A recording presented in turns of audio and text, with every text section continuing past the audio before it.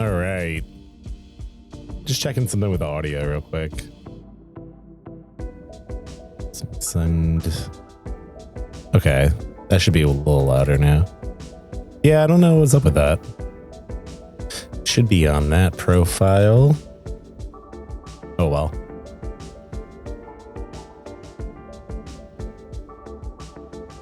Oh well. Yeah, I thought we'd just chill for a little while, watch a few things, and I'm gonna play some Zomboid for a bit. Might continue the character I started the other night.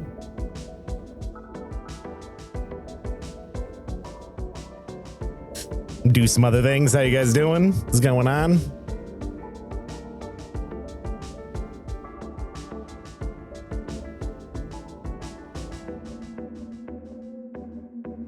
Hope everyone's having a good year so far. All right, let's check out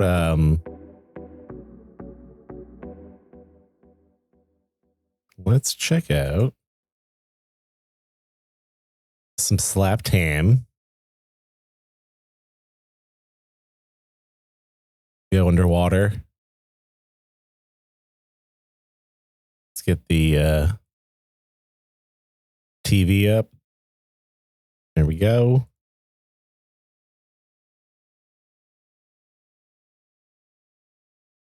Yeah, we'll watch a little ham.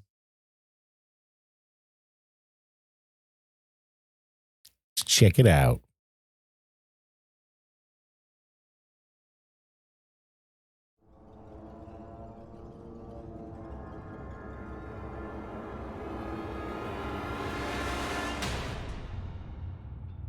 How you doing? I'm Callan, and this is Slapped Ham. Today we're looking at some mysterious I'm clips Callum. that can't quite be explained. Yeah, you're all. So hit that subscribe button and get ready You're for all more submerged creepy now. content. Just like this. Just like this. I gotta get some open end headphones. What do you think The would noise be the cancellation scariest starting sound to to bug wake me. up to? Well, it seems that Reddit user Orlando might have captured it on video. Orlando. Listen.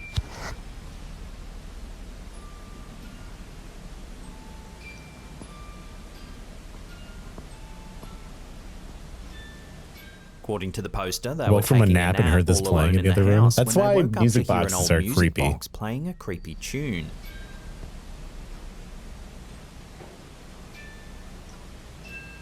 When quizzed by a viewer about the type of music box, the poster said it was the kind that you have to physically twist and wind up with your whole hand. This means that unless He there was slapped someone it, else though. in the house, the music box shouldn't have started playing the music. The poster went on to note Like, that some of them after are they pretty, stopped but I've recording always this been, like, kinda video, creeped the out by music it. suddenly stopped. Like when you hear a music Was some box sort of playing, paranormal I don't entity know. attempting to get the Either poster's you're sad attention? or it's creepy. If so, it seems they succeeded. What would you do if you woke up to hear a creepy tune echoing through your house? Would you try to ignore it and go back to sleep, or would you run screaming down the street? Yeah, these headphones are Let me know great, in the especially comments for down like below. flying and stuff, but sometimes when I'm streaming, I like to hear more that's happening around me.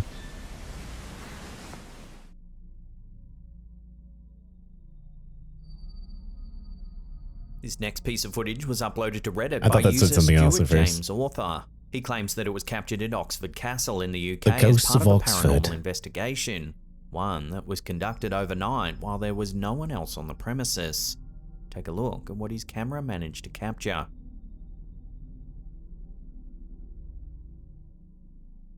Yeah, I think a music box playing in a room As you can see, there on its appears to own be a is like up there disembodied with like face staring at him wheelchair through the in window. hallway, scary It doll, looks pale and you ghost-like. know, staples of, Supposedly, he didn't notice it at the time of recording.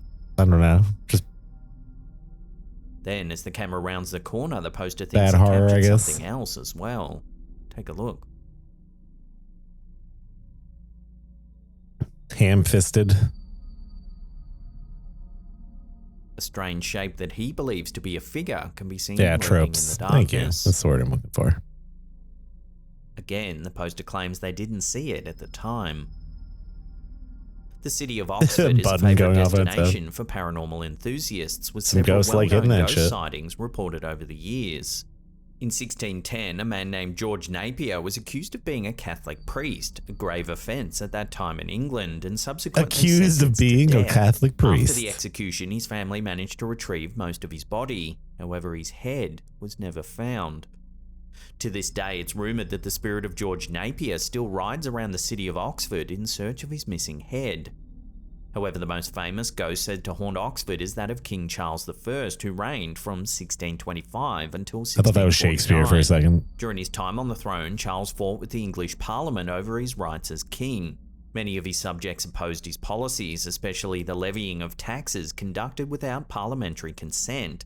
Look at those faces. Charles was eventually executed for high treason, and it's said that his spirit still wanders the grounds of the Oxford University. Some of those who have reported seeing his ghost claim to have also seen him without his head. With its long and gruesome history, it seems little wonder that the city of Oxford and its castle are thought to be the home of several restless spirits. Does the Reddit footage prove this? Take another look and judge for yourself. No. No, it doesn't.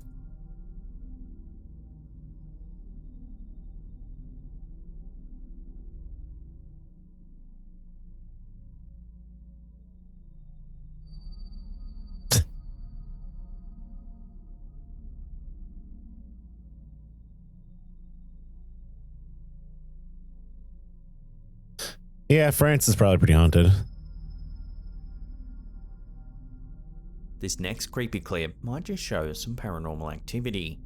Take a look.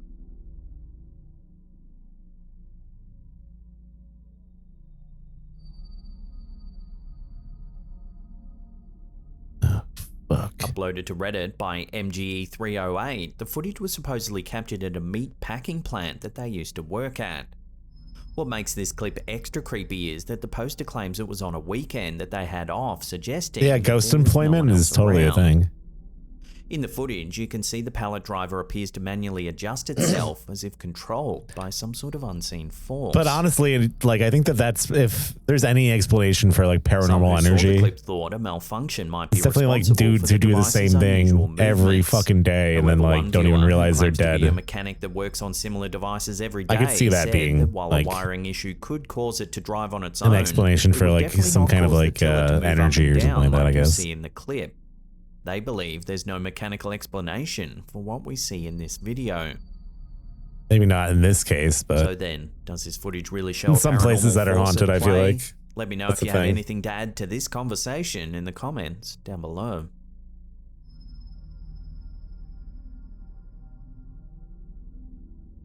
That's true. Is it possible to interact with the living? We're in purgatory right now, that's why everything sucks so bad. This video might shed some light on this very question. Take a look at what's been caught on camera.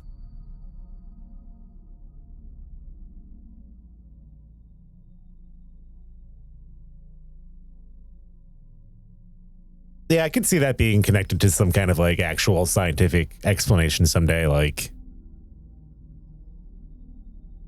the psychic energy of like, you know, someone basically making a trail like through the woods. By user Chest Wrong, it was accompanied by a rather comprehensive doing backstory. Their routine every day. Explains that they had been hired, and then after they're gone, the trail is still there, the right? Former tenant had recently passed I don't know, away. maybe like an idea when like the that. landlord first let him into the premises, they both noticed that the microwave door was wide open. Thinking little of it, the landlord closed the door and the two of them continued their tour of the property. However, as they came out of the hallway, they noticed the microwave door was again wide open. The landlord thought perhaps that the door hadn't latched completely the first time she closed it, so she made sure to close it again properly. The poster then went to Home Depot to pick up some supplies. He returned soon after and began working on the repairs. Brought to you by Home Depot. After fixing the door frame to the bathroom, he entered the kitchen where he noticed the microwave door was open yet again. Now thinking that this was the beginning of something microwave weird, over the oven is high living. Over the course of the morning, the door seemingly opened itself several more times. I had that in one place I lived in. It was so sick. The former tenant was still present and attempting to make contact, the poster decided to call his wife for advice. She suggested that he set up his phone to see if he could capture the event on film. As the poster ate his lunch, he set his phone to record the microwave. Knowing that the name of the man who had recently passed away was Kevin, he decided to introduce himself. Kevin. In fact, in the video, you can hear him saying, "It's okay, Kevin, don't be scared. If you want to show me you're here, open the microwave again." Almost immediately, the door opens. It's okay, Kevin. Don't be scared. If you want to show me you're here, open the microwave again. Kevin, please. So what do you think? Does this photo show a genuine attempt from the deceased to interact with the living? Or is there another way to explain the movement of the microwave door?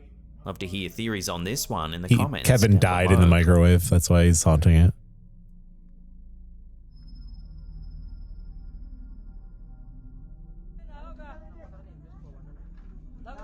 This next piece of footage posted to TikTok by user This is like some MadRFCKRS sign is rather shit. creepy. It was supposedly captured somewhere in the Philippines. However, not much else is known about the clip. Take a look. The Maniac Mansion hamster. This is Signs. M. Night. As you can see, there's some kind of creature moving on the rooftop. It's dark outside and the camera only manages to capture glimpses. Yet, for the low light, you can see it fairly clearly. It appears to be humanoid. It looks like a Its goat. eyes look like they Honestly, glow in the that way, dark, likely reflecting it was just the light angled. of the camera. Its Faux skin daddy. looks grey and it moves. What's going as on, though it's dude? on its Thank you for that hands and 19 knees. months. Hope you're well. Despite the creature's rather creepy appearance, several viewers think that it might be simply a naked man. However, if this is the case, it doesn't really lower the creep factor. It kind of feels like What would you 99% prefer to of see these crawling spottings around are on your naked roof? people. An unknown cryptid or a naked man It's with just some unknown dude on intentions? fucking crack No. running around Below. on meth, speed, running through the trees. This next video is a compilation of several clips captured by fisherman What and the fuck? TikToker .source90. It documents his time out at sea when a series of strange events began to unfold. The compilation was uploaded Well, to I the didn't think he was gonna platform actually by be on the user boat. Alexander Dodgson 1. It begins as we can hear a strange, high-pitched sound coming from I think the I've ocean. seen this before. I hear him. Where's he at? Oh yeah, I've seen What's this. that noise, bro? What is that noise? At one point, the poster suggests that there might actually be a voice saying, Dude, a "Jump for boat me." in the middle of the night in the ocean has got to be scary. Like, doing stuff like this. The fisherman then retires to his cabin where he begins to hear a mysterious noise as if something's banging on the walls outside.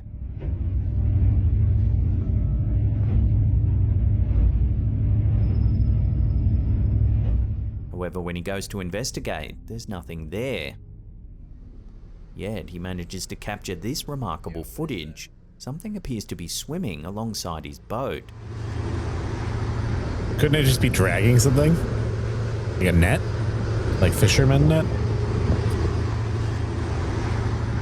We got another one over here. As you can see, there are actually two of them, one on either side of the vessel.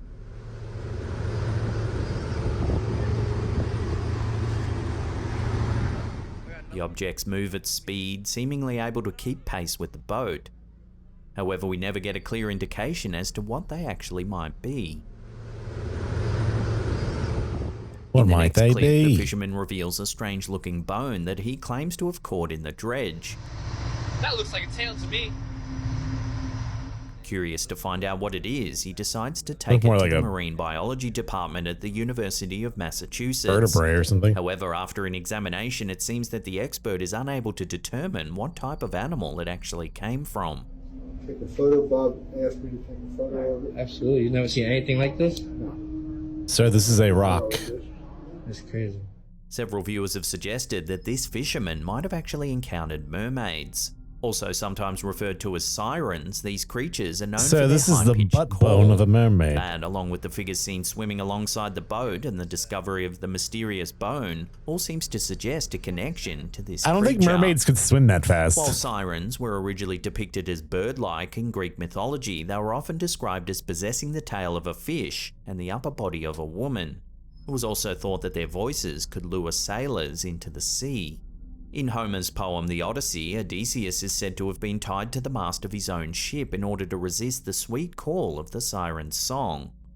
My God. So does this footage show evidence of this mythological creature?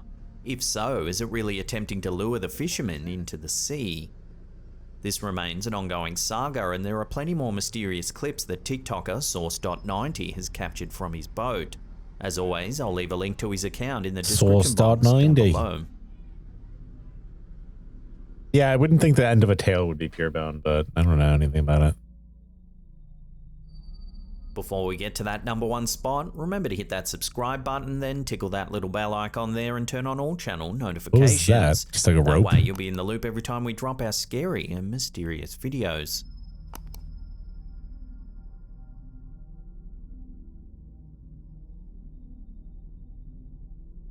Ever wake in the morning to find an object in a different way to how you remember it?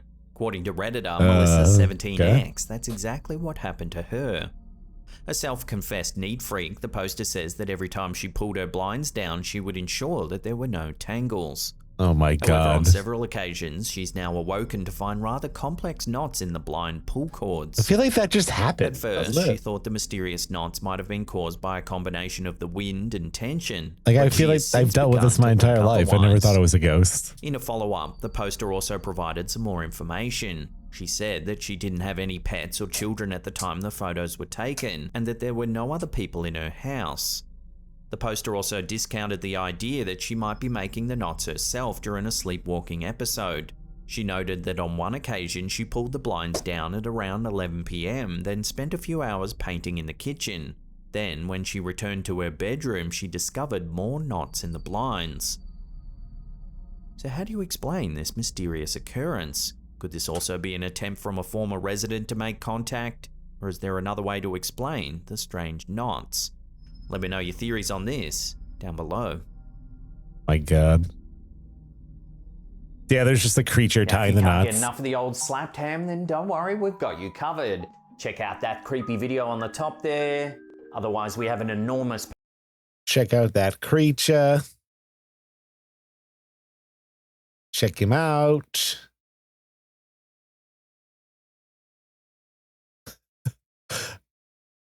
All right, you have to look at this thumbnail. I saw, when I looked at this for a second, I was like, what the hell? What am I looking at?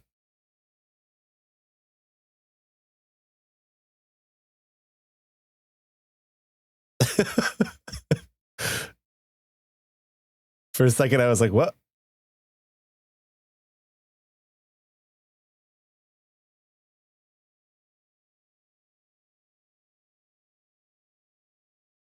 I thought it was like the other end of a person.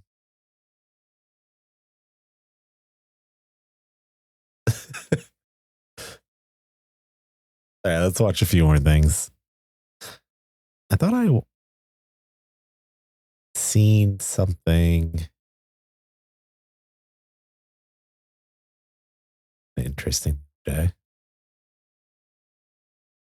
Here's a little bit about all this weather lately that we've been getting. Multiple I guess big it's kind of storms interesting. are forming in the Pacific, and they're getting ready to slam into the west coast of the U.S. This is why there's been so much rain here. More relentless rainfall, like Santa Cruz got messed up. Damage, especially in California. It's like one of my favorite places. Next week or so. But this system isn't just going to disappear after it crosses the California state line. These massive storms will ultimately affect everyone's weather in some way, shape, or form. What does that mean for you? Well, more scenes like this are going to be unfortunately likely as this onslaught of unprecedented moisture continues to wreak havoc across the West. I was there just a few weeks ago walking around. We could be talking about something more like this or this. The big determining factor here is exactly how strong these storms are when they slam into the West Coast. The more energy they have over here, the more it can spread across the rest of the nation. And remember, this is not just one big storm. There's a train of big storms on the way. Starting this weekend, round one will bring a ton of moisture into the Pacific Northwest. This will likely peak on Sunday as we get ready for round two. And right now, round two looks to be the most significant one for sure. Look at how all this Pacific moisture compiles as the parent low pressure system creates an atmospheric river and dumps it over the state of California. Starting Monday morning and going through Tuesday evening, this is going to cause several problems across the West. Not only do we have to worry about flash flooding and strong wind gusts, but we also have to worry about the very real potential for debris flows. A lot of these areas have suffered from wildfires, and this is the perfect recipe for some some serious, fast-moving compilations of debris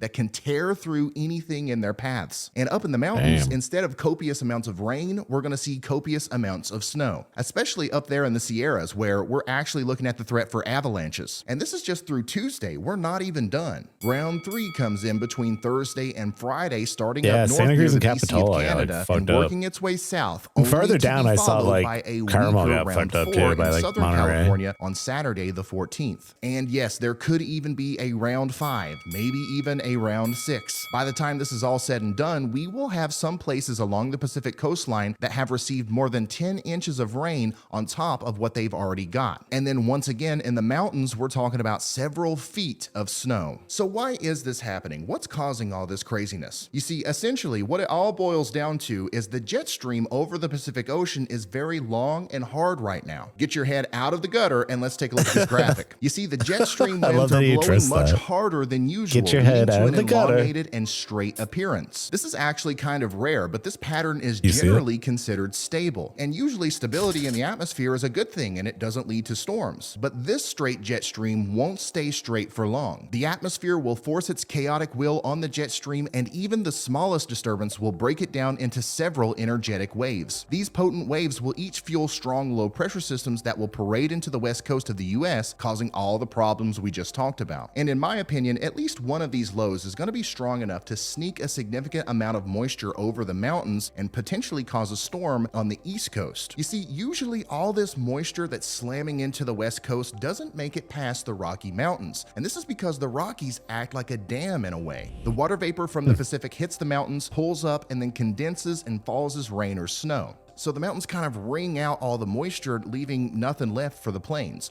But sometimes dams break, especially when there's a lot of moisture slamming into the mountains as a result of a really long and hard jet stream. Some residual water vapor that didn't condense as rain can make its way over the mountains. And this is exactly what some of the forecast models are saying is going to happen. Watch how the energy makes it over the Rockies and then meets up with some energy from Canada and the Gulf of Mexico. From here, no one knows what's going to happen. Sorry, typical weatherman moment, I know, but at least I'm honest. Something I am noticing, however, is the very real possibility for a snowstorm on the East Coast. If we do get enough moisture over the mountains, and we do see amplification from a polar system in conjunction with some energy from the Gulf of Mexico, this is kind of a slam dunk East Coast snowstorm setup. Right now, the latest data shows this actually happening. Watch that fusion with the warm Gulf air and the cold disturbance from the north. When that happens, this thing starts producing heavy snow in the Great Lakes region, and the cold front eventually sparks a new low pressure system off the East Coast, and then that starts to progress off to the north. That seems like this is generally very favorable for a heavy really tough to figure out. That's like so far ahead. However, this model is having some trouble figuring out how to handle the infusion of cold air. Right now, this isn't showing a blizzard or anything like that, but the pattern has led to them before. So I think this is something really worth watching as we go forward, and we're going to be talking about it a lot over the next week. Even the ensemble models, which are usually really conservative, are starting to show the very real possibility for a storm during the January 13th through 16th timeframe. Despite all of this, I am very uncertain about what's going to happen with this energy after it gets past the Rocky Mountains. I'm pretty confident that there is going to be a storm. I don't know what's going to happen with this energy on the GFS, or will it go Could more blow a north, hole in the or country. will it go more south? Those are things we will figure out as new data pours in. What I know for sure is that in the short term, people along the West Coast need to prepare for these dangerous storms, as there is no uncertainty there. These storms have a lot of fuel ramping them up, so it's important to have a plan in place. I'm telling y'all right now, there's gonna be more flooding, mudslides, and other negative impacts, possibly even worse than what we've already seen so far. But remember, don't be scared, be prepared. As long as you've got a plan for a worst case scenario, I don't care how much fuel these storms have, you're gonna be just fine. And speaking of fuel, have you ever wanted to taste storm fuel, or more specifically, tornado fuel? Well, obviously, I thought it was going to be a game fuel, because I've been working on something really cool called Nader beans. It's authentic Nader beans. Colombian coffee beans roasted by passionate Brought to you by professionals Ralph right here Nader in the U.S. Not only does it I ramp respect you the right hustle. up like a 70-knot, 850 millivolt. I don't know. I've always been really interested in weather. One of my first full-time jobs, I had a boss that was like obsessed with NOAA and watching like hurricanes and stuff like that. And we worked in a greenhouse, so it didn't really affect us too much, but I don't know. I kind of got into it. It's relaxing. There's something relaxing about studying and like reading about the weather and stuff. Like, not to be deep about it, But it's just like nature, I guess. You can't really like can't do anything about it. It's just fun to read about. All right. And it has been raining like crazy here, so it's kind of interesting to me. All right. Let's watch something else. On a Oh no.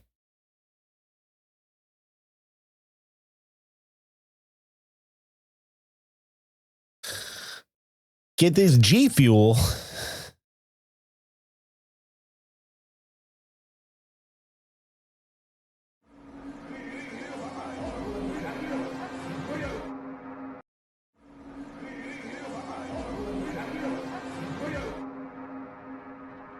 That's what I do when I wake up usually.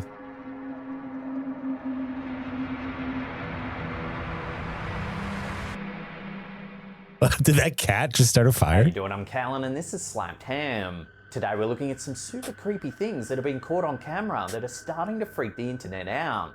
So hit that subscribe button and get ready for more creepy content. Just like this. Just like this.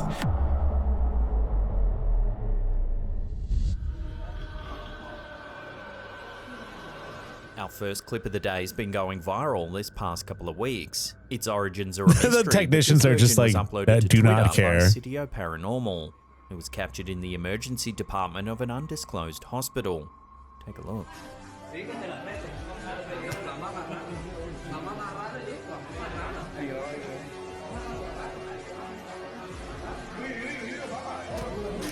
A patient is behaving. I don't know, it kinda looks like they're strangely all, as like- hospital staff watch on. Kind of looks like a stun.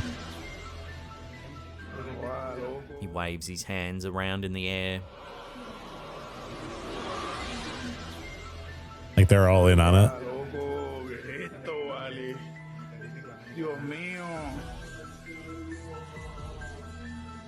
Like it looked like that guy was like smiling kind of.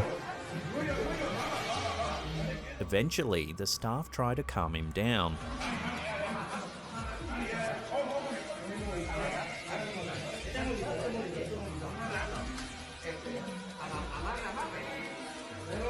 Like, it looks like a Chris Angel At the stun. end, it almost looks like he comes to his senses and begins to recognize what's actually going on. Mind freak!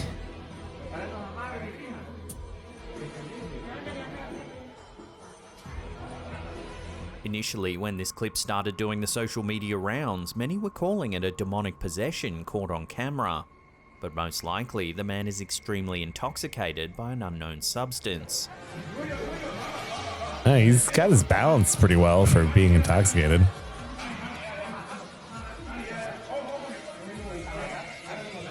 Is that where Chris However, Angel's there's been? no denying Las his Vegas? I grand guess that makes over-the-top sense. Gestures at the beginning of the video are unsettling to see and invoke images of someone in the throes. of Fucking Chris something Angel. demonic. Dios mío.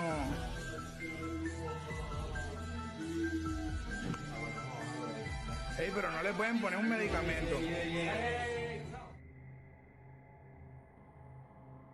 Some strange activity's been caught on a restaurant's CCTV system, and many viewers are calling it supernatural. In the early hours of April 10th, Supernatural. 2022, Reddit user Muan2012 was finishing his evening shift at a restaurant when something strange happened in the back room. The OP and his co-workers heard a banging noise as though objects were being flung around in the office. That guy's When they arm looked in is the way room, too there was long. nothing out There's of the something not right ordinary. about that picture. Luckily, the CCTV camera You was see running that? the whole time. There was nothing out of the That's photoshopped. I don't believe that man's arm is like down to his knee. That doesn't even make sense. ordinary. Luckily, the CCTV camera was running the whole time. Yeah, I wonder if we can watch Mind Freak.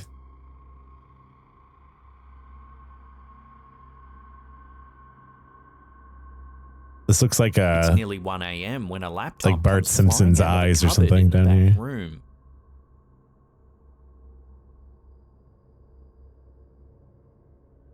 When the footage hit Reddit, responses varied. Some thought it was just the workers pulling a prank for that sweet Reddit cred, but the OP responded saying why would they risk breaking a work laptop for a few internet views. Others thought it was the work of a poltergeist, a type of spiritual entity that many believe has the power to no one would interact ever with do the that just for physical a few world. views. So I'll throw this one out to you for final judgment. What do you think's been caught on CCTV here? Is it just a prank, a coincidence, or something a little more mysterious? Let me know in the comments down below.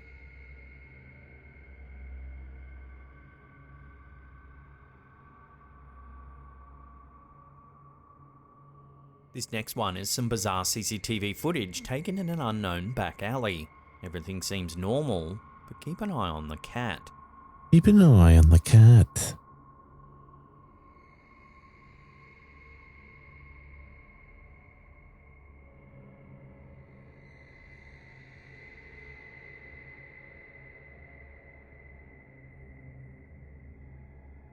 Yeah, I don't think it was the cat. Watching that again, it looks like the cat starts a fire among a pile of rubbish in the corner of the alley.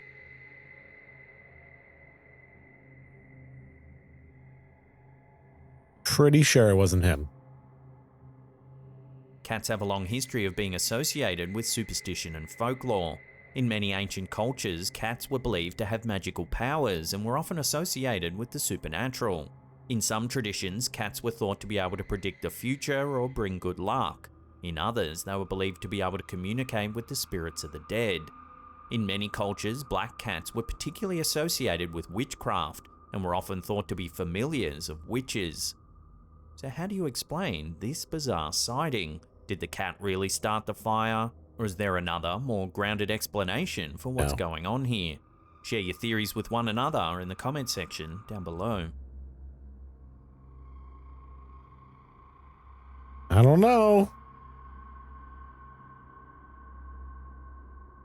This one was sent to us by Reddit user GreenLeague9794. Our viewer was taking some selfies one afternoon by her living room window. However, when she reviewed some of her photos, her blood ran cold. In the back of one of the photos, you can see a face. Yeah, there's a fucking guy back there, the face obviously. resembles her brother, who had passed away just 2 months prior. The rest of the family agrees too. As soon as they saw the picture, they recognized the face as their lost loved one. Some Reddit comments thought perhaps the TV in the background is showing the face, but that doesn't explain the resemblance to the OP's lost brother. To this day, the family have been unable to explain this photograph and continue to wonder whether it's their lost loved one making contact.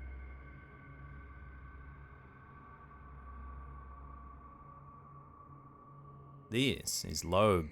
She's a haunting amalgam of images that were generated by an AI prompt. I remember The this. eerie thing is, she's not just a once-off. She's been generated over and over again.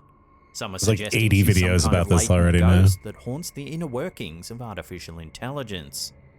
It all began in April of 2022 when Twitter user Supercomposite was playing around with an AI image generator using negative prompt weights. Negative prompt weights are when you ask an AI image generator to create a picture that is as different as possible to the prompt given.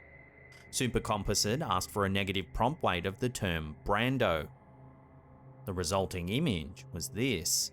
It reads, Digita PNTICS. Supercomposite then thought, would the opposite of this image be Marlon Brando? They typed Digita PNTICS Skyline logo. The results were eerie to say the least. The Twitter user received the same sad-looking woman over and over again.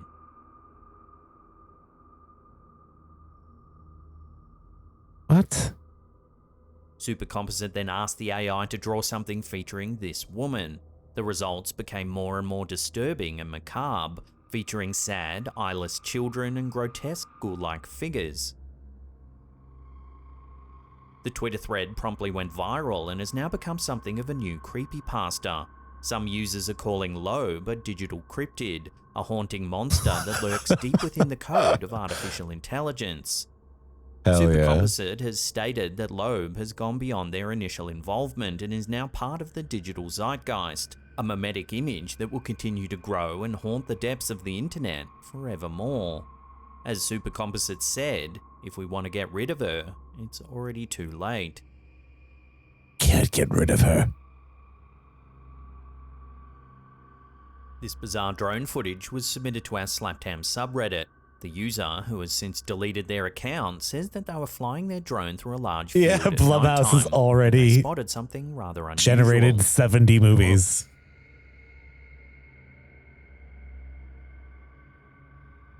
Lobe 2, lobed out. I don't know, it could go forever. The drone, which is fitted with a night vision lens, spots a strange-looking figure standing in the middle of the field. That just looks so, like, kind of cool. I like that. At first glance, it looks like the classic depiction of an alien grey, small body and a large bulbous head. VOP notes that at first they thought it was another hunter, but then they realised the figure is only about 4 foot tall. However, some viewers have pointed out that it could just be a case of misidentification. If you look closely, it's most likely just 2 deer standing very closely together, giving a strange perspective. It's just like a little alien with a big head. So sadly, this isn't a giant-headed alien grey just chilling in a field.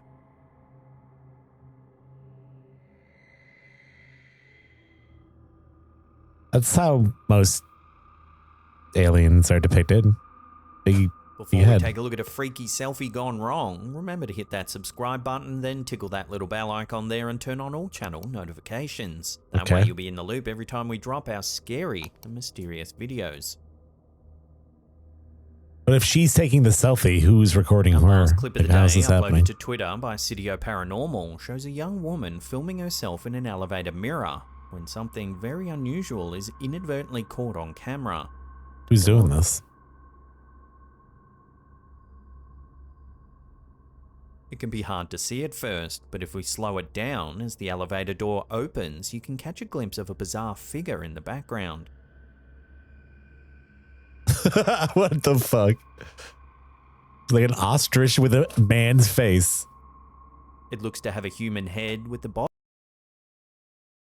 It looks like that Prince horse. Horse Prince. Body of some The kind of anime animal. horse. So what are we actually looking at here? Is it some kind of grotesque ghoul, or is it just a case of pareidolia? Pareidolia is the tendency to perceive patterns or familiar objects in random or ambiguous stimuli. It's a type of apophenia, which is the experience of seeing patterns or connections in random or meaningless data. Pareidolia is a natural human tendency and is often the result of the brain's attempt to make sense of sensory. I haven't played that recently now. Incomplete or ambiguous. Past few months. However, whatever this is, it's certainly unsettling to see. Love to hear your thoughts on this one in the comments down below.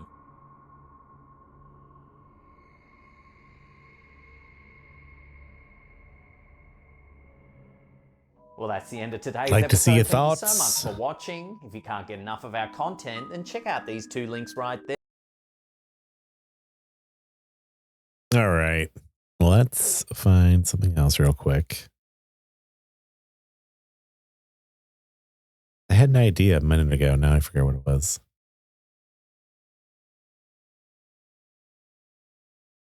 Dun, dun.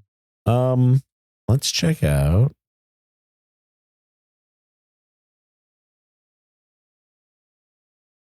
How about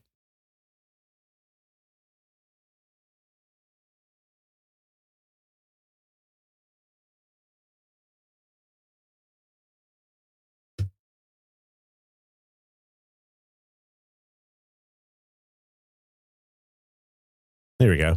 We were talking about this the other day. Let's watch this real quick. Animation director David Silverman drew this very picture.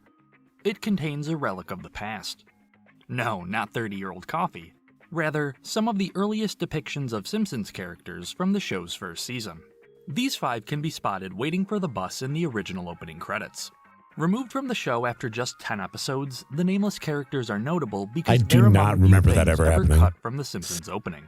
With over 700 episodes to date, there are more intros with that circus line couch gag than there are. I guess I haven't watched those episodes enough times to realize that there's even people there. Disappeared. DVD commentary reveals the segment was cut to save time.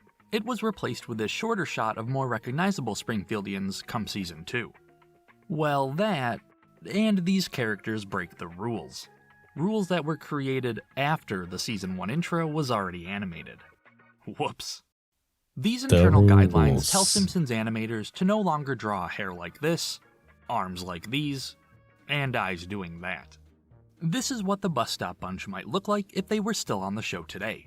Ew. These commissioned illustrations follow many of the rules of modern Simpsons character drawing. Today, this rulebook spans hundreds of pages, and down the rabbit hole we go.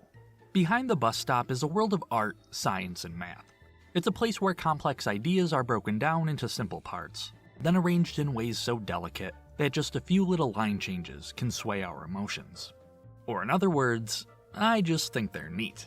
So let's investigate these characters to figure out which rules they follow, and more fun, which rules they retroactively break. It's time to explore the no-no sheets. No. I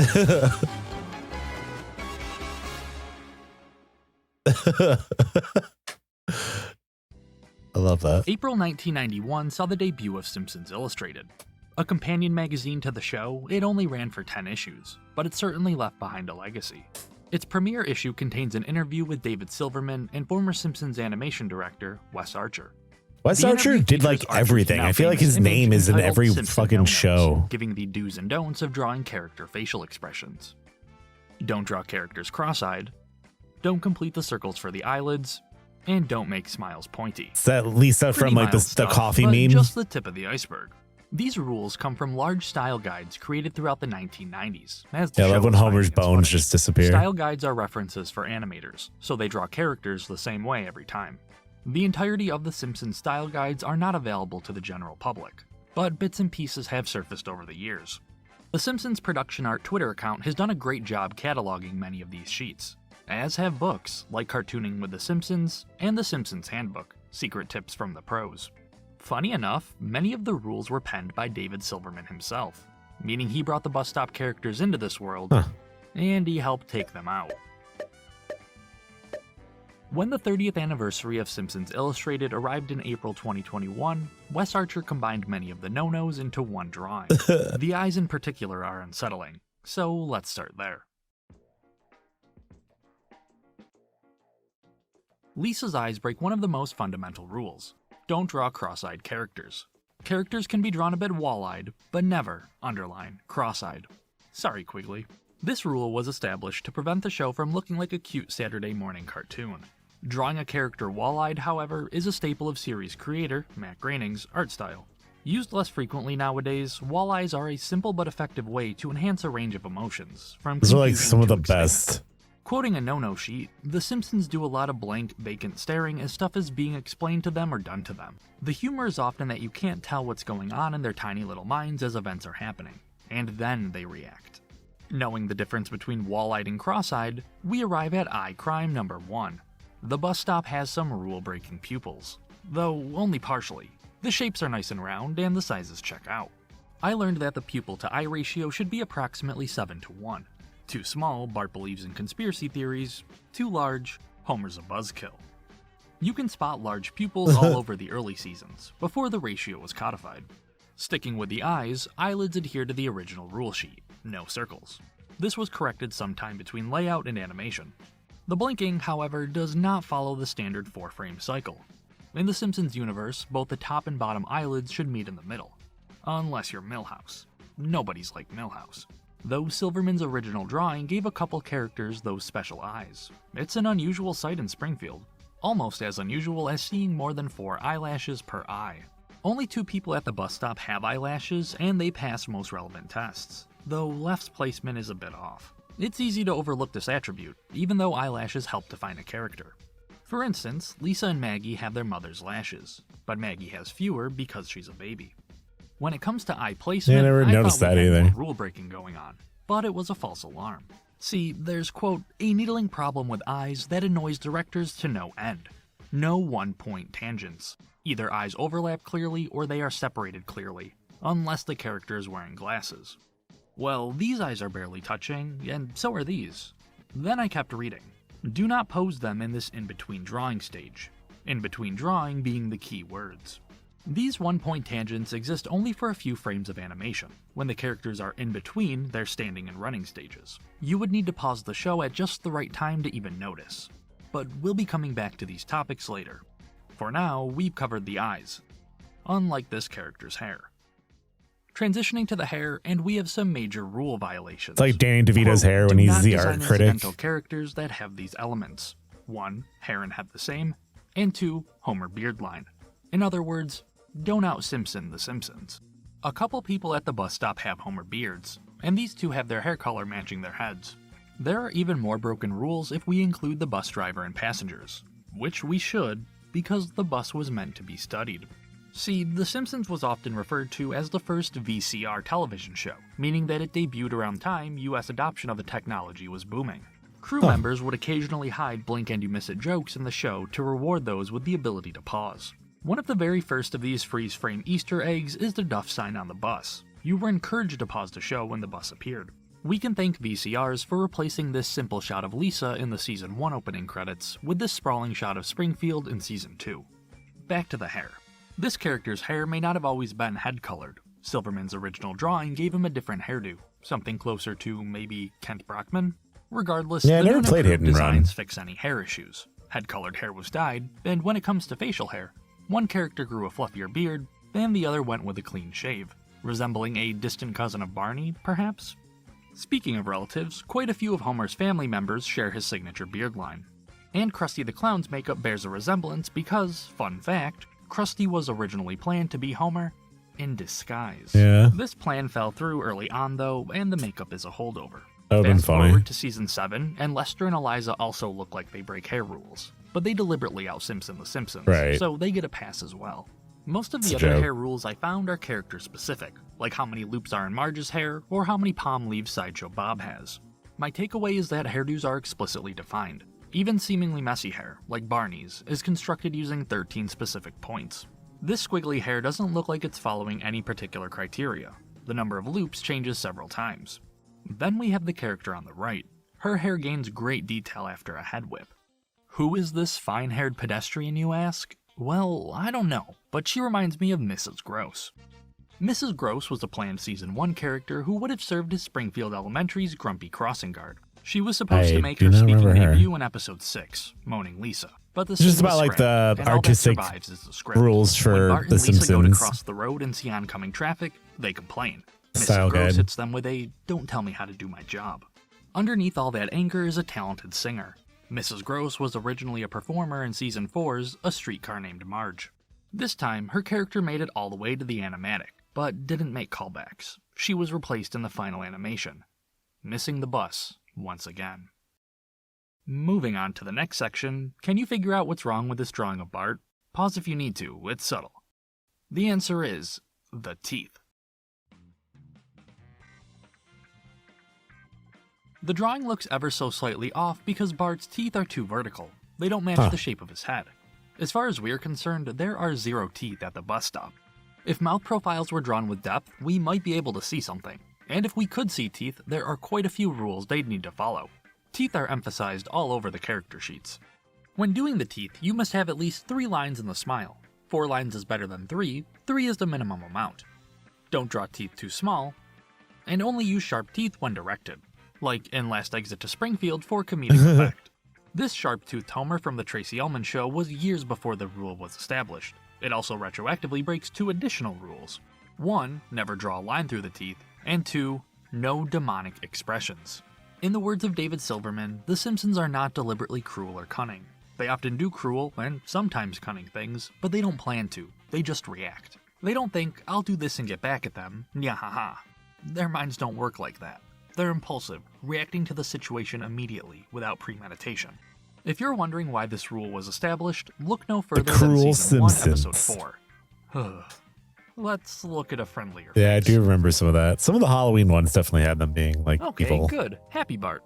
Quote, stop doing this cutesy, curved up happy eyeball line. This ain't Don Bluth. If they're laughing, maybe it's okay, but nowhere else. It's a little too precious. Don't over-emote, don't overact. This ties in with Groening's whole less is more approach to animation. Quote, keep things simple. Lots of cartoonists who should know better add complicated details to their drawings that merely clutter things up. You can convey space, motion, and feeling with surprisingly few lines. The Simpsons is a masterclass in this. Just a few small line changes can drastically alter the tone of a drawing. And I can think of no better time than now to bring up the face. A face so polarizing it's no longer used. A face so noteworthy it comes with a disclaimer. Note, do not use unless instructed to by director. A face known only as Twister Head. Twister Head was used a lot in the early years of The Simpsons. While it was occasionally used as an in-between frame for fast head turning, it was primarily used by Bart emphasizing certain words. Twister Head falls into the category of drawings known as accent drawings. Accent drawings aren't meant to be held very long, 1/12 of a second usually. They're brief, serving only to enhance an animation. Stretcher Mouth is another accent drawing, and it too comes with a caution. We don't see many, if any, accent drawings at the bus stop. There are some exaggerated reactions, but nothing that looks like this, and that's okay. The fact so many accent drawings look unsettling is proof that the animators are following the rules. They're not overusing these. I'm reminded of this drawing by Jay Lender, SpongeBob SquarePants storyboard artist. For every one over-the-top expression, draw 100 normal expressions, at least. Twister Head would be phased out sometime around Season 8, coming back in Treehouse of Horror 25, when the Simpsons family meet their former I don't think I've selves. ever seen this one. Continuing on with the bus stop faces, lips are well defined and not too pointy, with no signs of what is known as duck. Even the later episodes, even though they aren't the best, like usually the Treehouse of Horrors are like solid. Ways. Cartooning with The Simpsons states pupils should not be hidden Not by always, the nose, but I'm hesitant to dock a point here. Guy just has a big nose. Large noses, or even pig-like noses for that matter, don't break the rules. Otherwise, Mo would need a rhinoplasty. Oh, they did that plot already? There are plenty more face-related rules, but they're not really applicable to the bus stop. Mostly because the characters never interact with one another. Like, there's this 30-page document just on how characters should look when talking to each other. Lip syncing's also an interesting topic, but alas, no dialogue. By the way, there's potentially a bunch of dialogue in the show that's gone undocumented. Lip readers, now's your time to shine. Quote, let's say you're dealing with a scene featuring characters standing in the distance talking. There's no recorded dialogue for what they are saying. They are too far away to hear. But now, we need to provide a bogus lip assignment for each character speaking. Here's your chance to write dialogue on The Simpsons. Now, for all we know, these background conversations could just be random mouth movements. But in theory, one might be able to approximate dialogue using the more detailed mouth charts. I'm curious what jokes animators hid in the show, if any. Just not enough to reverse engineer it myself. Anybody? When it comes to clothing, I was hard-pressed to find rules. There's character-specific stuff, but no general guidelines. So I cross-referenced the Bus Stop Bunch against the characters listed on the Simpsons wiki, to see if there were any matching outfits. Plenty of characters wear open jackets with ties and dress pants. Silverman always envisioned this character with a large tie. I had trouble finding one so big, but radio host Birch Barlow's comes close. Red dresses and shoes are common in Springfield, as are outfits with ruffles around the neck. Supposed to be like Rush Limbaugh. Limbaugh. A combination of what Smithers, Carl, and Kirk wear. Finding a shirt with buttons laid out precisely like this was surprisingly tricky, but then I found Shelbyville Abe. And lastly, maybe Mrs. Gross. She's hard to clothes shop for. I can find bathrobes and wizard robes that somewhat resemble what she's wearing, but not many characters wear dresses with a throwover. The best match might just be this woman from Principal and the Pauper. So while Mrs. Gross has rare clothing, it's not anything off-model or out of place. But the outfit is something you can only find in Shelbyville, closet, right beside the skeletons. Lemons of Troy or whatever. Quote, that's a great episode. Underneath Homer is a thin guy trying to stay put. This bizarre exercise is to merely illustrate that all the Simpsons characters should be approached with human anatomy in mind. That is to say, they have elbows, wrists, knees, ankles, chests, rib cages, stomachs, and shoulders that rotate. You can build a Homer suit around this regular, well, somewhat regular, guy, which will correspond to the key features of his anatomy. What the fuck? The anatomy of the Bus Stop Bunch checks most of these boxes, though the woman in red lacks elbows, resembling these gag drawings by Wes Archer. Nitpicks aside, Simpsons characters have always been drawn with rather realistic human anatomy and proportions. Even some of the ridiculous Season 1 background characters follow these body principles. However, if this character existed nowadays, his stomach would likely be solid, not as soft and squishy, more circular. Simple circles are used to construct so many characters in the Simpsons universe, not just in terms of shape, but also scale. Ned is 5.5 head balls high, Marge's hair is twice the height of her head, and Maggie's head is 4.5 eyeballs tall. Speaking of little eyes, I spy a few hands posed with only 3 fingers, but this changes to the standard 4 once running starts. And when the running does start, we have some nice rounded joints, something emphasized all over the Simpsons handbook.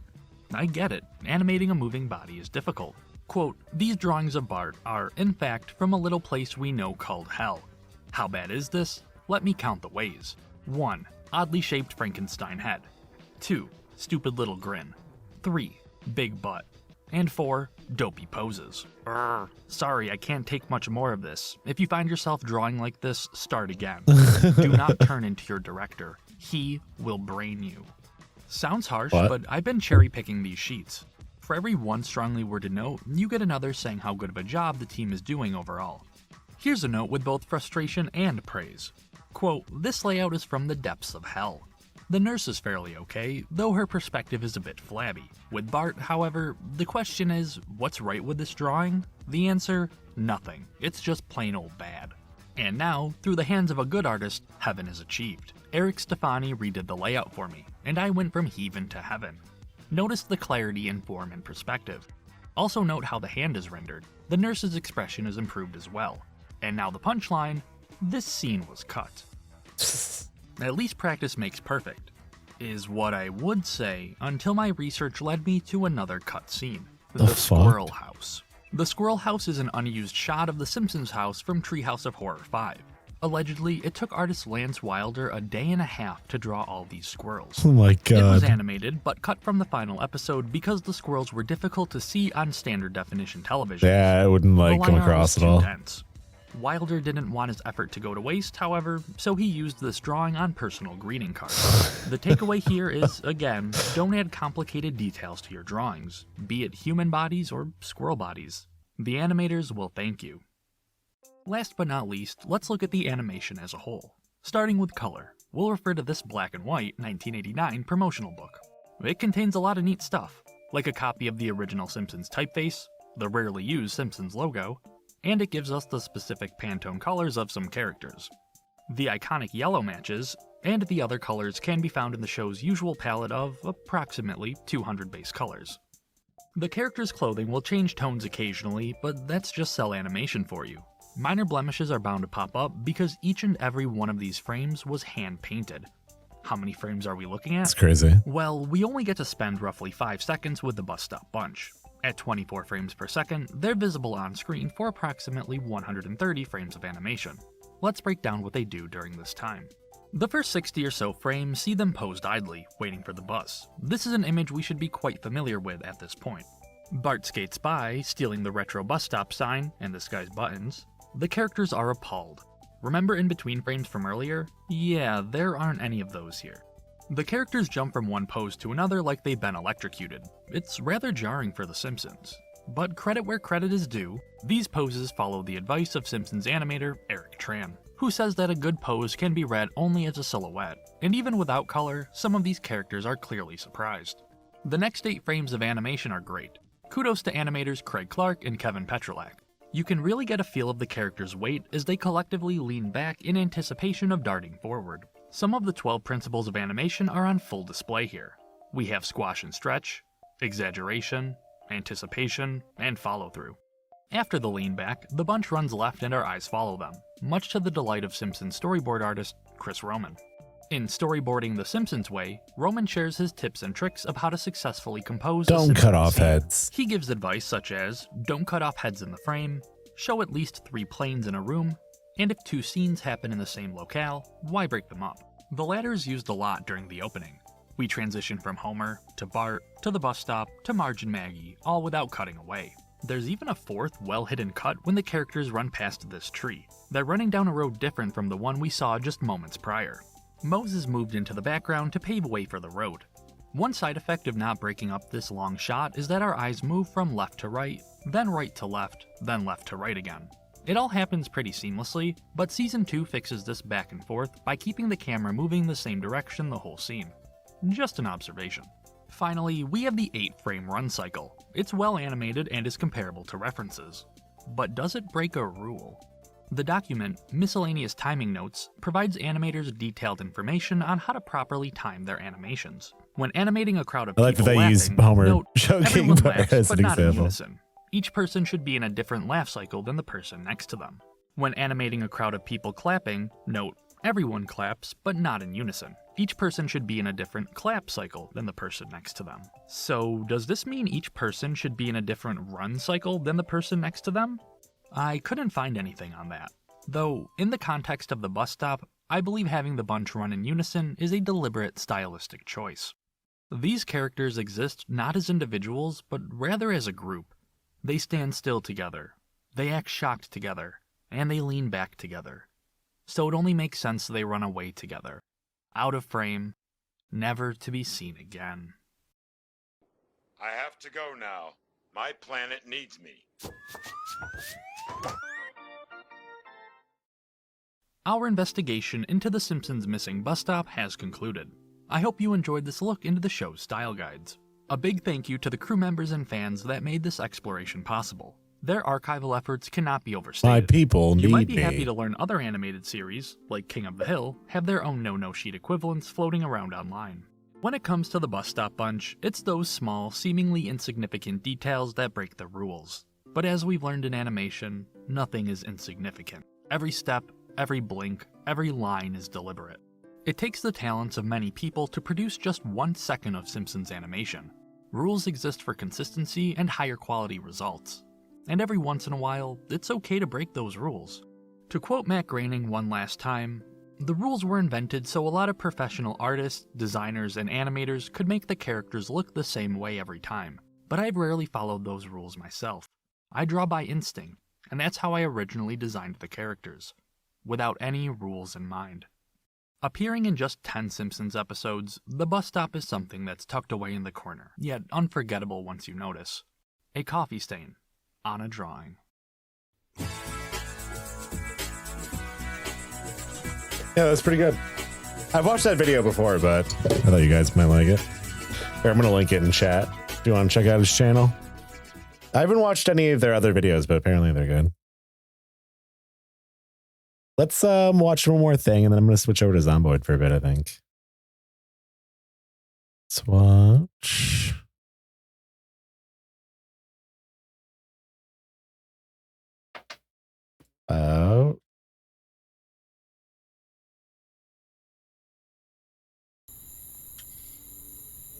Some other good animation. I'm from the Philippines. This happened when I was 10 years old. Our class usually ends around 4 in the afternoon, but I return home usually either 4:30 or 5 p.m. When I got home, I got a glass of water, changed my clothes, and went outside to play with my friends. We usually play hide and seek, but as soon as we get tired, we just lay on the grass and talk about what animal we hate the most. One of my friends said, "I hate lizards." The other two responded, "I hate cockroaches because they're dirty." Then one of my friends turned to me and asked what animal I hate the most. I replied, "Frogs." He said, "Why?" I replied, "I just hate frogs." He said, So I have on a frog "Okay." shirt. Then one of my friends started imitating the frogs, and we just laughed at him. Then one of my friend's mom called to get him home to eat dinner, since it was already late at night. So the four of us said goodbye to each other. Our house is not that far from where we were playing.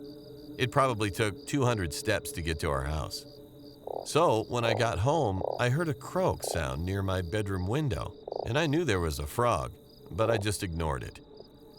I went in the house and went to the bathroom to take a bath. After that, I ate my dinner as well. I asked my dad, "Where's Mom?" My dad replied, "She'll be late." I said, "Okay." Then my dad and I continued with our dinner. Then after eating, I said, brushed my teeth "Okay." and I went to my room to sleep. Again, I heard a croak sound near my window, and again, I just ignored it. Just to let you know, the windows in my room are not covered with curtains, so I can clearly see the outside of our house. I glanced at the clock and it was already 1 a.m., and I thought, "Oh, Mom is already home." My only source of light was from the moon. I turned myself to face the window, and then my heart stopped, and I couldn't even move. I saw a human frog at my window staring at me, but I just pretended I didn't see it. A human frog? I just watched that human frog with my single eye open, and that human frog was just standing there. After a minute, it started jumping, and I didn't know what to do. Are you For okay? 5 minutes like it was waving at me. After that, it stopped jumping and then walked away. And I fell asleep around 2 a.m. because I was bothered by that human frog that I had seen with my own eyes. In the morning, I went to the place where I saw that human frog jumping, and surprisingly, there was a very deep hole. A hole? Why? The hole from him jumping on it?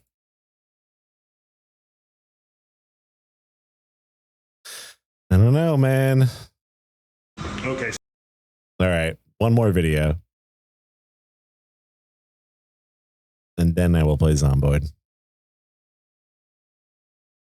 How about...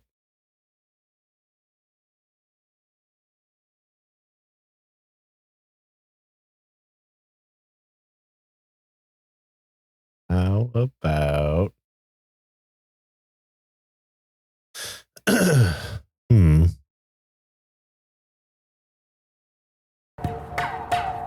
Hop! Hop! Hop! Hop! Hop! The Pleasant Prairie Premium Outlet Malls is strategically located on the Wisconsin-Illinois border, a high-value target for ISIS, and this is the man who protects it. My name is Scott Andrews, and I protect the Pleasant Prairie Outlet Malls for ISIS!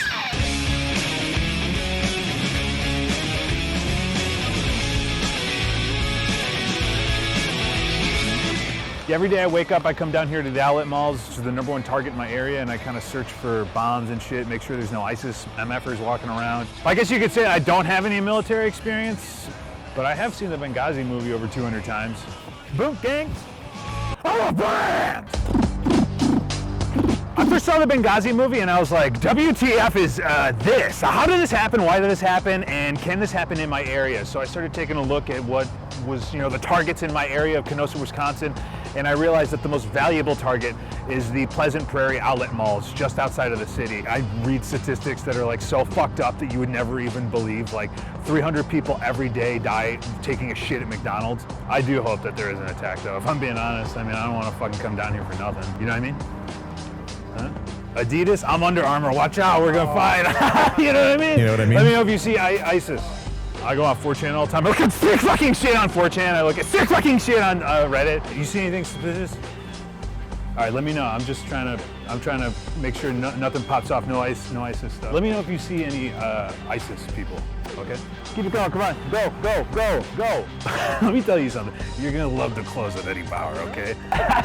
Don't worry, you're safe. See any like ISIS guys or anything like that? I'm married too, so but she used to be my stepsister. This is Janet. She's my wife and ex-stepsister. Our parents were wearing noise-canceling headphones walking down the train tracks. Then a train came and their bodies exploded into ground beef. But it's okay because it let us be able to get married.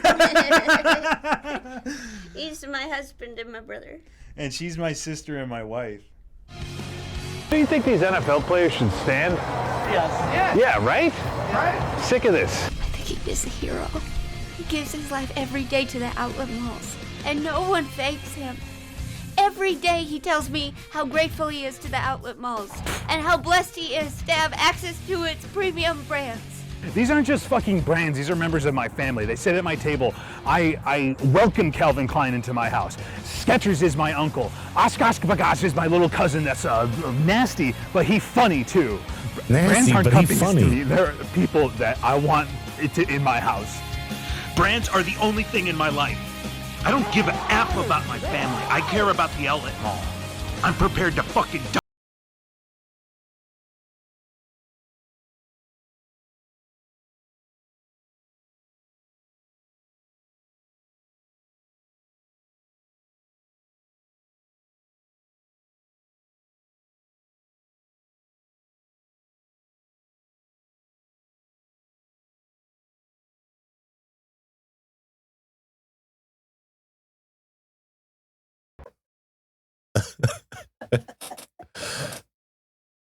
I like hot dogs. I like candy. Okay. I think he was actually on tour in the Midwest recently. Forget who he was touring with. I don't know what a stand-up bit with Connor O'Malley is like.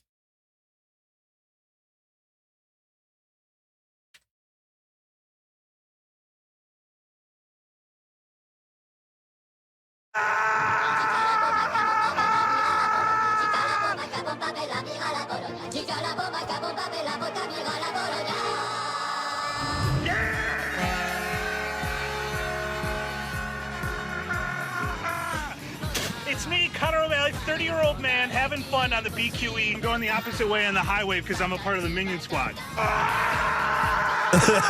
Minion Squad! Minion Squad! Minion Squad, Chase Bank! Minion Squad, go girl! It looks like I might be able to get on the BQE today, guys. On the BQE, have the time of my life. The highway is He's actually got, a like, pretty shit on his freaking neck safe still. place to be. Chase Bank's got the best app around. You can download different ringtones on it, and you can. I met my wife on the Chase Bank app. I work for the highway system. I'm a part of the Minion Squad. We're trying to. I'll walk with you. We're trying to spread awareness I'm to the gonna walk highway with you. through Minion Squads. So if you and your family want to come out this weekend, we're shutting down the whole BQE. We're gonna have minions up here. It's gonna be fucking nuts, dude. Yellow Xterras and shit. Email me at minionsquadleader@gmail.com. We're having a big meetup this weekend down at the World Trade Center Memorial. All the Minion Squad guys were gonna be in Minion Squad shirts, and ladies, because Minions ladies be ladies too. Muslims, Christians are part of the Minion Squad. Jewish people are part of the Minion Squad. Part of the Minion Squad. It's me and my dad. I like when the horns be popping off on the highway. Y'all ain't heard about the freaking Minion Squad? Come on! American highway system is one of the safest highways in the world.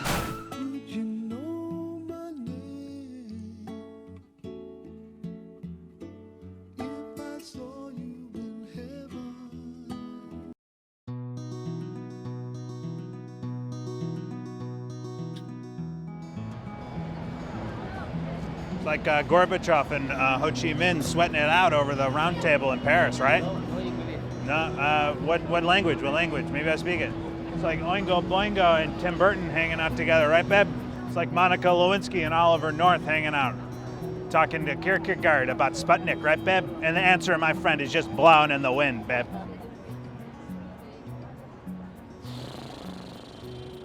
My name is Corey Mason, and I'm a late 1980s Dennis Miller Times Square impersonator. I walk around Times Square dressed as Dennis Miller from the late 1980s. I pose for pictures with tourists, and I do accept tips. It's just like recording this like in a It's like McDonald's, I Michael think. Jackson and Bowser from Sha-Na-Na. Got hanging out with Kierkegaard, smoking Maui Wowie, doing Sputnik, am I right? A huge swath of people just don't know who he is, especially the tourists that I meet. So it's confusing, it's really hard, and it's very frustrating for me. I'm Dennis Miller. I'm a Dennis Miller impersonator. I take photos for tips. If they do know Dennis Miller, they don't know the Dennis Miller from the era I'm doing him. They know the goatee Dennis Miller with the short hair. They don't know the clean-shaven, long-haired Dennis Miller. It's pretty confusing. Late 80s Dennis Miller. You are American or? I'm American, yeah. Yeah, okay. babe. This is my name, Dennis Miller. Okay. Yeah, Dennis Miller, yeah. I don't know, no one, I'm the late 80s Dennis Miller. Like You know fucking Dennis Miller? Elmo. Full of balls. Yeah, I think that's maybe the problem. I mean, he's just Every day smoking. is a struggle. I would say every day is. I wish he was smoking like a joint How you too. doing? You want to take a picture? Cool. But you know what they say, what makes you sick makes you stronger. And I'm sick to my stomach the whole day, and I'm filled with this deep anger, and I want to take it out on someone. I'm sick of myself. I want to be dead. It's like a Kierkegaard. You know about Pizzagate? Have you ever heard about that? Yo, Blue Elmo? Who the fuck is that? Pizzagate's messed up. God damn it. God fucking damn it. I got a nice place. I met this guy Brian once. He saw me and he's fallen in love with me and my. Yeah, I guess Cookie Monster is blue. He's encouraging me. He's my agent and manager, and he also adopted me as his son. Brian made his fortune off of introducing the fidget spinner to Israel. Yeah, Happy New Year. I said I was the first You guy as who brought well. it there. He owns this building and he lets me stay down. This guy is in other stuff. I forget what I've seen him in. 1,000 thank yous. I know I've seen him before. I'm so grateful. I accidentally drank some water at a wave pool, so I had diarrhea, and I had messed myself. And he offered me. So he said I'd come back and use his shower. So I did, and we began training. He offered me to live in his basement. I can't. 14. I work him out physically. You can't. You can. I can't. You can. And I make sure that he's in tip-top shape, and then I run him through the Dennis Miller impression until he has it perfectly. Hey, Chachki, you look like Marilyn Monroe had a one-night stand with Gorbachev. Better. Again. I have Again. like 10 friends, and they're all high school singers. So I invite them over to my basement, I buy them beer, and we make him do the Dennis Miller impression, and we throw meat at him. It's fun. Brian's actually got some really big plans for me. He set up a pitch with me at Fox News. They need somebody who could take over for Sean Hannity and Bill O'Reilly, and I think that he could. Mal, you can do it. I believe in Mason. I think one day he's going to be the most famous celebrity in the world. Fada, my name's Corey Mason. I have a meeting at Fox for a TV show. I don't have one on me, but it should be in there. Corey Mason, my manager, he set it up. Corey Mason? It should be in the system. You're here to pitch a show. Yeah, it's a Dennis Miller show. It'd be me as Dennis Miller for like 2 hours on. Oh yeah, I watched the late 80s Channel 5 documentary on HBO. It was all right. It wasn't exactly what I thought it was going to be, but it was good. I think it was like a really long Sean Hannity episode of Channel Hey 5. Brian, I'm down here. The Fox News building in New York City. I'm down here. Yeah, no, it's not in the system. I don't have a photo ID. Because it got taken away because at Six Flags last year. I was kind of expecting it to be like more grandiose and like What do you want me to do? crazy because of Brian, the you're fucking me over here. thing, but it was still good. Sorry, but hold on. All right, I'm trying to do business with you guys too. yeah, it was good. I mean, if you like Channel 5, you'll definitely like it. Fuck! It's cool that he's getting hooked up with HBO. To be honest with you, I hate doing it. I wish I could do something else with my life, but I can't. I'm just drawn to it. I hate going out there. I hate talking to people. People hate talking to me. I hate the wig. Kind of don't even like Dennis Miller. But ultimately, the reason I do it is I like being with my friends. I've met that Batman before. He's a good guy.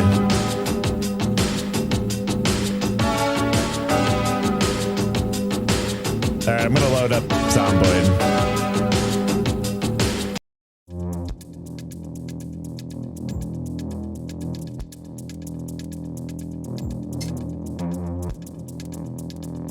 This world is bullshit.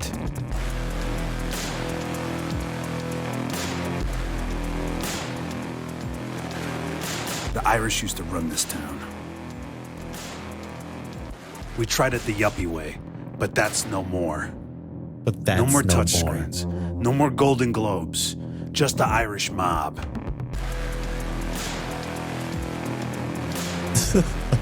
I'm talking about a bunch of guys standing around a warehouse smoking Camel Wides and wearing leather jackets.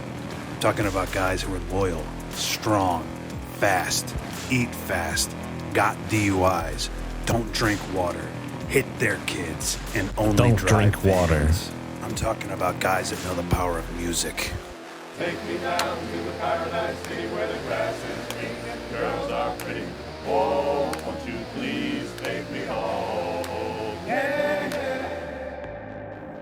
Talking about running numbers. I'm talking about hanging out in a bar with a bunch of like 50 dogs. And everybody's petting the dogs and everybody's drinking beer out of little tiny glasses. Big Peppy Daddy walking around. Big Peppy Daddy. Go back. Talking back when the Irish were big. We're restarting the Irish mob. Irish mob? Yeah, we're gonna restart it. I'm restarting the Irish Mob. Yeah, you want to be in it? What's all guys? All guys. I'm only half Irish. That's all right. Hey, De Niro's half Irish, right? So yeah, we'll hit you up. What's your name? Turtle. Turtle? We're restarting the Irish Mob. You want to join? Sure, why not? You do? Oh. What is it? Like a car convention? Where the fuck is he? I give up every computer to bring the mob back. I hate this shit. I give up every computer to bring the mob back. In the name of the Father, the Son, and the Irish Mob.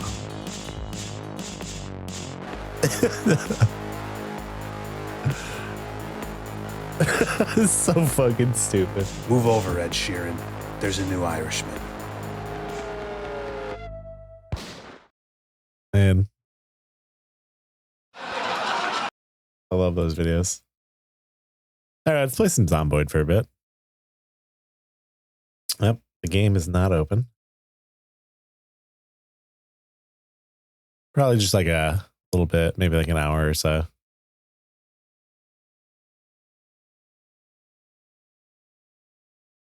And we'll see.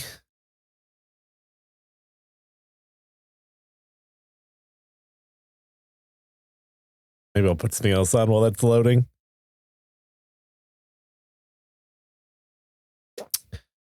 I think we watched that new Assassin Rapper.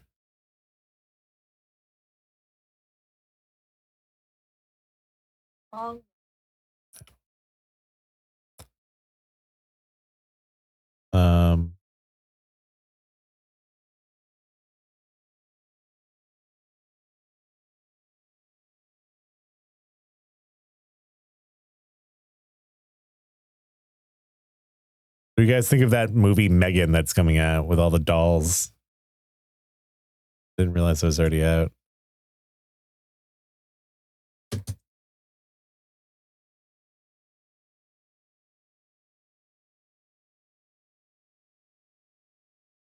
He's canceled.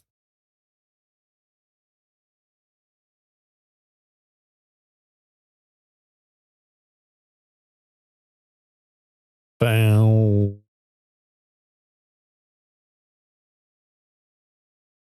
Man, we've already seen all these cool TikTok compilations. Maybe I haven't seen this one.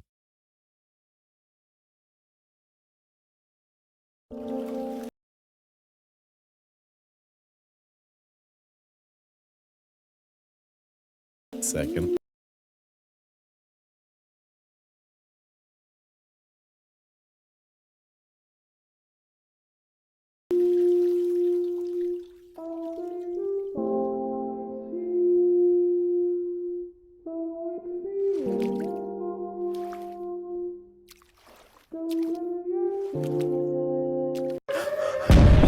What was that supposed to be?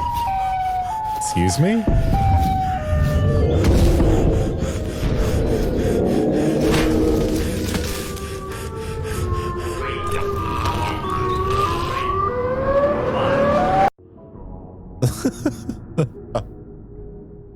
Yeah, it's just like a liminal space.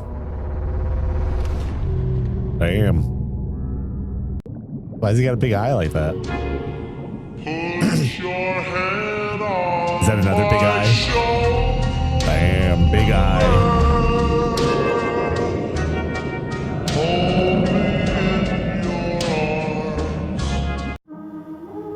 He likes music like that, though.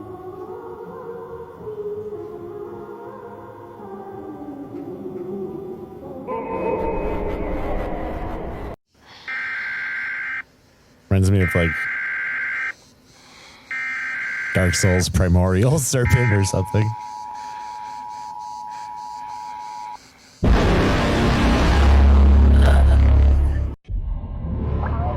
There he is.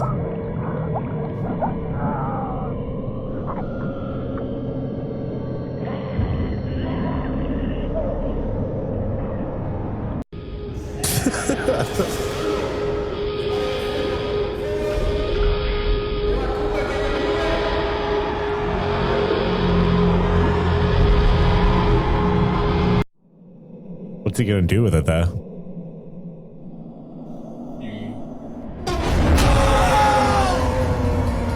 See ya.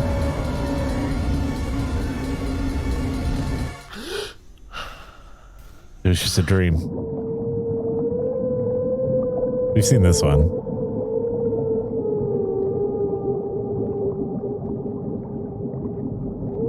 Just some guy. I mean, the hand didn't even need to really do anything. It was like he was going to float into his mouth anyways.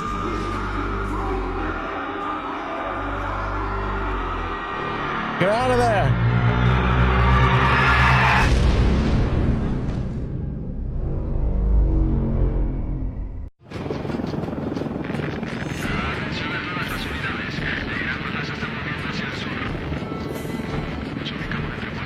What even is that?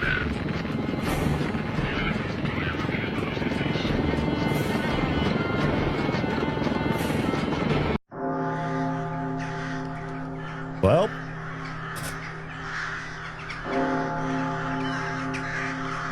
I don't even think you'd see this part. You'd probably just be dead already. Well.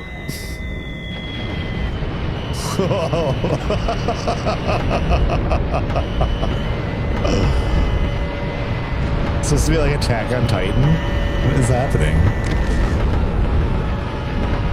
Put some pants on. What is like the giant thing back there? Wendigos are basically forest necromorphs, aren't they? Just some titans.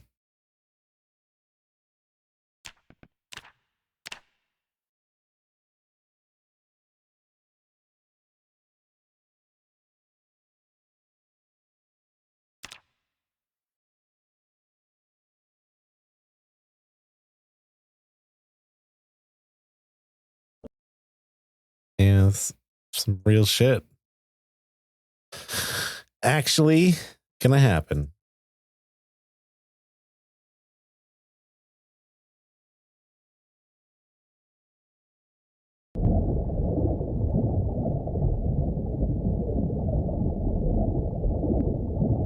It's just a little guy.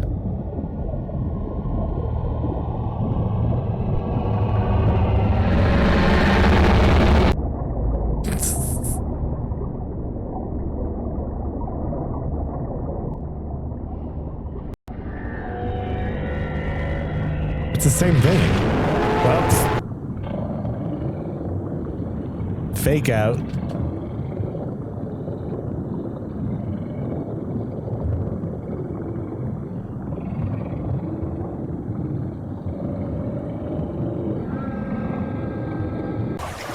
Oh, well, all right.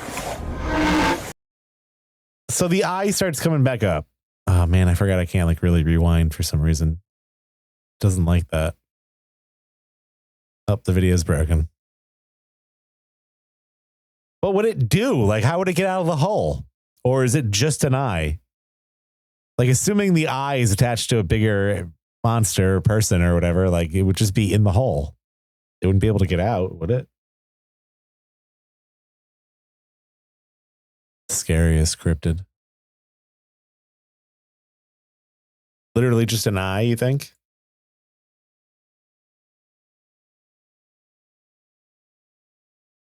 Yeah, I don't think it would really do anything.